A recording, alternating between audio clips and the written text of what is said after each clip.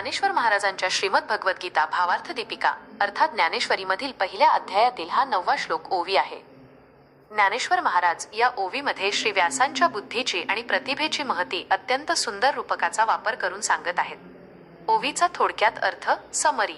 थोडक्यात अर्थ महर्षी व्यास इत्यादी ऋषींची बुद्धी हीच या ग्रंथाची सुंदर सुवर्णमेखळा कंबरपट्टा बनून शोभून दिसत आहे. तसेच त्यांची ती निर्मळ व विशुद्ध प्रतिभा या ग्रंथाच्या रेशमी वस्त्राचे काठ किनार किंवा पदर बनून लखलखत प्रकाशत आहे. सविस्तर माहिती आणि शब्दशः विश्लेषण. ज्ञानेश्वर महाराजांनी पहिल्या अध्यायात ग्रंथारंभ करताना व्यासदेवांच्या भाषेचा आणि बुद्धीचा गौरव केला आहे. या ओवीमध्ये त्यांनी रूपकात्मक मेटाफॉरिकल भाषेचा वापर करून भगवद्गीता किंवा ग्रंथाची तुलना एका अलंकृत वस्त्राशी रूपाशी केली आहे. 1. शब्दांचा अर्थ. तेथ. तेथे या ग्रंथामध्ये भीर व्यासांच्या रचनेत व्यासादिकांच्या मती व्यास इत्यादी श्रेष्ठ ऋषींची बुद्धिभात प्रतिभा तेची मेखळा मिरवती तीच बुद्धीचं मेखळा कंबरपट्टा भा दागिना बनून शोभून दिसत आहे.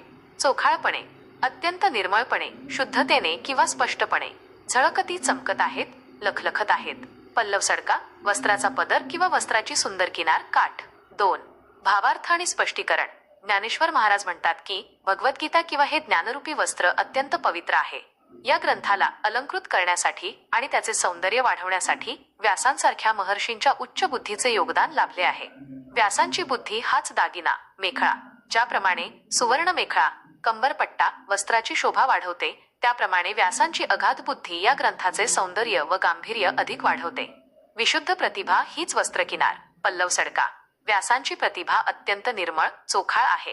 ही निर्मळ प्रतिभा ग्रंथाच्या रेशमी वस्त्राची सुंदर किनार बनून झळाळत आहे. निष्कर्ष.